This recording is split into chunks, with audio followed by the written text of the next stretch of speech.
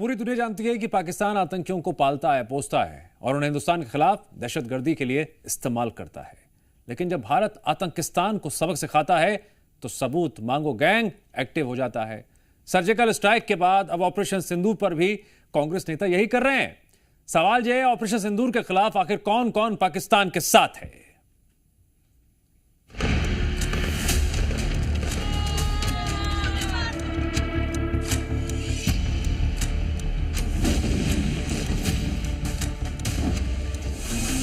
कई माओं के लाल वापस नहीं लौटे, सुहागिनों के सुहाग उजड़ गए, बच्चों के सिर से बाप का साया उठ गया, देश दुख के महासागर में डूब गया, कई घरों की देहरी सूनी हो गई, अपनों की आंखें भी पथरा गईं। लेकिन पहलगाम के पीड़ितों के दुख, दर्द, पीड़ा, आंसू, सिसकी से सियासतदानों को क्या मतलब? उन्हें तो बस अपनी सियासत से मतलब है।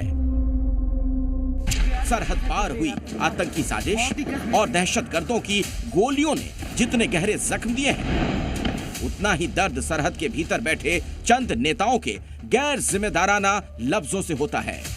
इस बार देश के घावों पर नमक छिड़कने वाले ये हैं कांग्रेस के नेता और सांसद पी चिदम्बरम, जो खुद कभी गृह मंत्री रहे, लेकिन अपने देश में आतंकी हमले करने वाले पाकिस्तान को लगता है क्लीन चिट दे रहे हैं।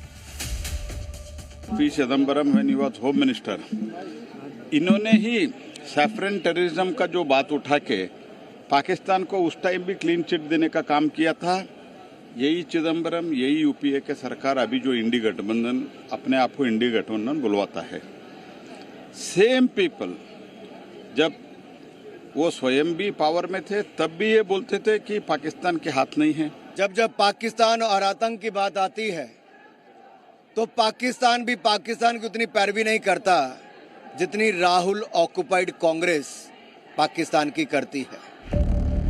पाकिस्तान की करतूत पर पर्दा डालने वाला चिदम्बरम का पूरा बयान आपको बताते हैं। एक इंटरव्यू में चिदम्बरम ने कहा, क्या एनआईए ने आतंकियों की पहचान की है या ये पता लगाया है कि आतंकी कहां से आए थे? क्या पता वो देश के ही आतंकवादी हों। आप ये क्यों मान रहे हैं कि आतंकी पाकिस्तान से आए थे? इसका कोई सबूत नहीं है। जो भाषा पाकिस्तान बोलता आ रहा है, वैसे ही शब्द कांग्रेस के नेता की जुबान से भी निकल रहे हैं। लेकिन विरोध करने की बजाय अखिलेश यादव भी चिदम्बरम के बयान को अनकहा समर्थन दे रहे हैं। कांग्रेस भी दिल्ली की सरकार में रही है तो वो पूछ सकते हैं, उनके स्रोत होंगे, उनकी जानकारी होगी। संसद में ऑपरेशन सिंदूर पर चर्चा से पहले कांग्रेस नेता का सबूत मांगने वाला विवादित बयान और उस पर अखिलेश का गोलमोल समर्थन ये सवाल उठाता है कि ऑपरेशन सिंदूर पर भारत में कौन पाकिस्तान के साथ खड़ा है। इसीलिए तो जमकर सियासत हो रही है। लेकिन ये पहला मौका नहीं है। सीएम सिद्धारमैया ने पहलगाम हमले के बाद कहा था, पाकिस्तान के खिलाफ युद्ध छेड़ने की कोई जरूरत नहीं है। सैफुद्दीन सोज ने तो यहाँ तक कह दिया था कि अगर पाकिस्तान कहता है कि हमलों में उसका हाथ नहीं है तो हमें मान लेना चाहिए। मणिशंकर अय्यर ने पिछले साल कहा था, भारत को पाकिस्तान को सम्मान देना चाहिए क्योंकि उसके पास परमाणु बम है। कांग्रेस में पाकिस्तान राग अलापने वाले ऐसे नेताओं की लिस्ट लंबी है। समय समय पर यह लिस्ट बढ़ती जाती है। पहलगाम पर जब भारत की सेना ने ऑपरेशन सिंदूर के जरिए आतंकिस्तान को करारा जवाब दिया, आतंकी अड्डे तहस नहस किए, वैश्विक मंचों पर पाकिस्तान को बेनकाब किया, तब देश में बैठे नेता ही मुनीर गैंग की दहशतगर्दी के सबूत मांगकर उसे बचाने की वकालत क्यों कर रहे हैं? आज भी उनकी पाकिस्तान परस्ती जारी है, पाकिस्तान प्रेम आज भी जारी है। उनका आज उन लोगों की ज्यादा आस्था भारतीय सेना से पाकिस्तान में है, जो बड़ा दुर्भाग्यपूर्ण है। जो भी आतंकवादी गतिविधियां हैं, देशवासियों को कोई प्रमाण की जरूरत नहीं है, हमने भुगता है और हम जानते हैं कि सिर्फ पाकिस्तान की नापाक हरकतें हैं जो चाहती हैं कि ना खुद प्रगति कर पाए हैं ना दूसरे देशों को प्रगति करने दें। पहलगाम में 26 निर्दोष लोगों की क्रूर हत्या पाकिस्तान ने करवाई थी, इसमें देश को कोई शक नहीं। लेकिन हिंदुस्तान ने खून का बदला 100 से ज्यादा पाकिस्तानी आतंकियों को जहन्नुम पहुंचा कर लिया है। हमने आतंकवादियों को उनके घर में घुसकर मारा। सशस्त्र बलों ने हमारी माताओं और बहनों के सिंदूर का बदला लिया। ब्यूरो रिपोर्ट, जी मीडिया। जिस ऑपरेशन सिंदूर के दम पर हिंदुस्तान ने पाकिस्तान को घुटनों पर ला दिया था, आतंकिस्तान की इतनी पिटाई हुई कि मुनीर गैंग हमेशा याद रखेगा। उसी ऑपरेशन सिंदूर की शौर्य गाथा आज संसद में सुनाई गई और पाकिस्तान की पिटाई फिर दोहराई गई।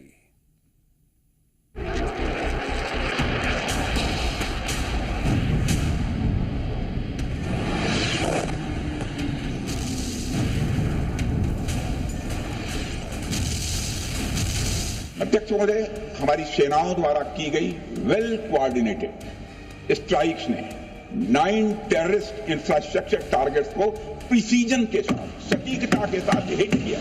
सैन्य कार्रवाई में एक अनुमान के अनुसार 100 से अधिक आतंकवादी लश्कर-ए-तोयबा और हिजबुल मुजाहिदीन जैसे आतंकवादी संगठनों से संबंधित।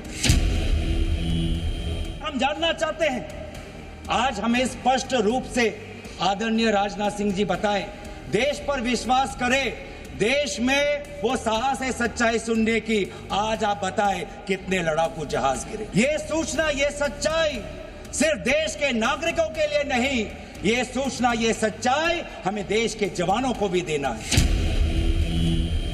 उन्होंने एक बार भी हमसे यह नहीं पूछा कि हमारी सेनाओं ने दुश्मन के कितने विमान मारे गिराए।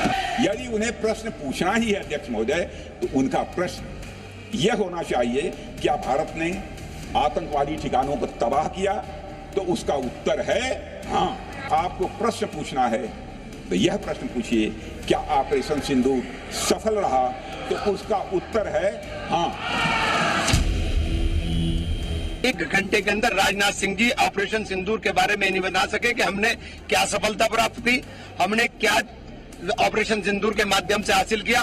पहलगाम के आतंकवादी जिंदा हैं या मुर्दा हैं? हाफिज शहीद ये रो रहे थे कि मेरा सारा परिवार मर गया, काश मैं भी मर जाता। सारे आतंकवादियों को ध्वस्त करके उन्होंने संदेश दिया कि अब इस देश में और पाकिस्तान की धरती पर आतंकवाद को हम बर्दाश्त नहीं करेंगे।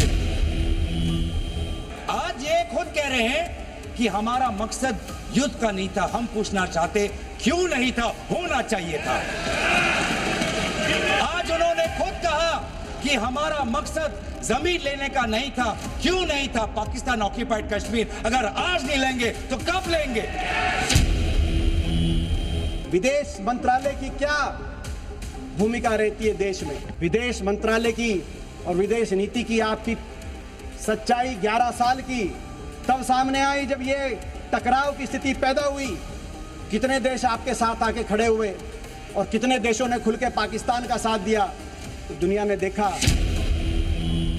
193 nations of the members of the United Nations, only 3 apart from Pakistan opposed Operation Sindoor.